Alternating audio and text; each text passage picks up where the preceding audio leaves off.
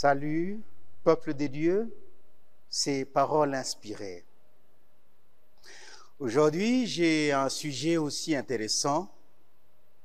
Il parle de la compassion de Dieu envers Ninive.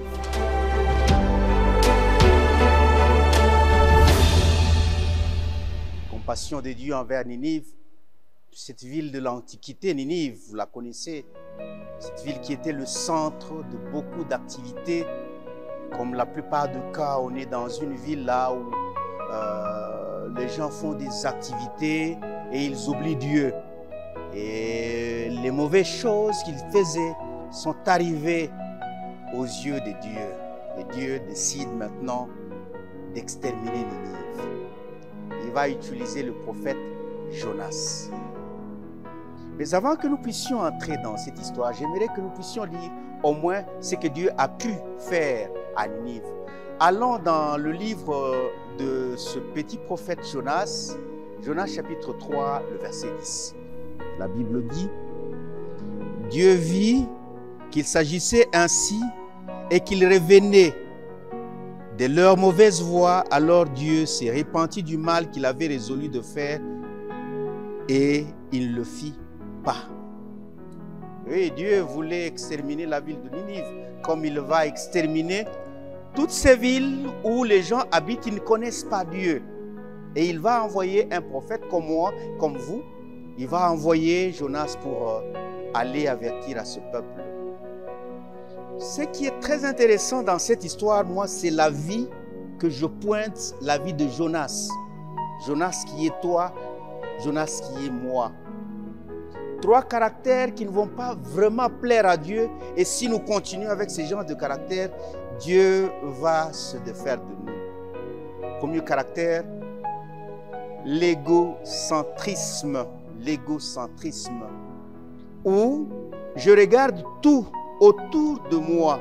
Ce moi, ce moi, ce moi. Si vous lisez Jonas chapitre 2, trouvez dans cette prière où Jonas va aller être englouti dans le ventre de ce baleine, de ce gros poisson. La prière qu'il est en train de faire, vous sentez comme si il n'y a pas tellement Dieu. J'ai lu ce petit chapitre 2. Vous trouvez qu'il y a les jeux, beaucoup de jeux là, plus de 20 jeux. Et je m'imagine que si c'était moi qui étais englouti dans le ventre de ce serpent là, de ce poisson là, qu'est-ce que j'allais faire comme prière? J'allais exalter Dieu. Il lui dit, moi j'étais là, moi j'étais là, moi j'étais là, moi j'étais là. L'égocentrisme, tout tourne autour de soi. Dieu a fait des choses, des grandes choses dans ta vie. Pourquoi ne pas l'exalter? Pour que les autres puissent exalter Dieu à travers ce que toi tu es en train de faire.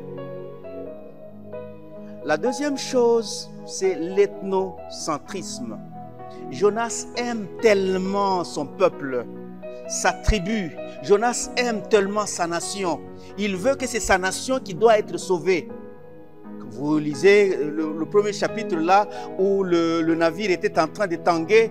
Il se dit lui-même, c'est pas mauvais de dire que non, je suis un peuple juif, je suis de la nation israélite, une nation sainte. Moi, un peuple, moi. Dieu ne veut pas seulement de ta tribu. Dieu ne veut pas seulement de ta nation. Dieu ne veut pas seulement de ton cercle là qui t'est privé. Dieu veut sauver tout le monde. L'ethnocentrisme risque de faire que Dieu ne puisse pas nous accepter. Et finalement, la troisième chose, la dernière, c'est le unicentrisme. L'unicentrisme, c'est cet aspect-là qu'on veut que les choses qui font mal, qu'on le punit, qu'on les tracasse. Et quand on les tracasse, je suis très content. Ninive fait du mal à Dieu, il fait des idoles. Moi, Jonas, il faudrait que je voie Dieu en train de les tracasser. Je suis très content. Comme nous sommes en train de penser que ce jour-là, où Dieu va nous prendre, nous allons vivre là au ciel. Nous serons sur les minarets de la ville de Jérusalem, en train de regarder les mauvaises personnes avec qui nous étions, mais qui n'avaient pas accepté Dieu. Et on va être... On sera en train de dire, ah oui, punis-les, punis-les. Moi, ça me fera du mal. Moi, je ne veux pas que Dieu punisse les gens. C'est pour cela que je dois me donner pour aller prêcher l'évangile, pour aller faire sortir les gens qui sont dans le péché et leur dire venez à Jésus. Ça a été peut-être ton caractère, mais je veux prier pour que tu puisses faire en sorte que Dieu ne puisse pas punir les grandes villes. Alors à ce moment-là, tu vas te donner avec tous les moyens que tu as, avec toutes les influences que tu as pour prêcher l'évangile. Prions l'Éternel pour cela. Ô Dieu notre Père, nous reconnaissons réellement que nous sommes fautifs à un certain moment où nous regardions tout autour de nous. Nous pensions que c'est nous qui étions les plus meilleurs, les meilleurs.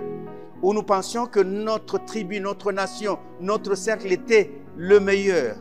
Où nous pensions que c'était mieux de punir ceux qui n'écoutent pas ta parole. Oh Dieu, pardonne-nous. Et surtout à mon frère et à ma sœur qui écoutent ce que nous sommes en train de dire, qu'ils reviennent à lui, qu'ils se donnent à toi pour qu'ils puissent appeler les autres aussi à s'armer dans cette grande, à s'enrôler dans cette grande armée et que nous puissions prêcher l'évangile. Merci Seigneur parce que tu as accepté ma prière de foi au nom de Jésus. Amen.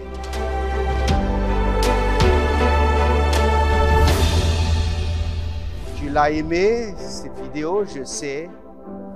Il faut la partager, il faut la liker et surtout, n'oublie pas de t'abonner à notre chaîne YouTube et même Facebook, Advent Media. Et tu en auras davantage. Que Dieu te bénisse. À demain.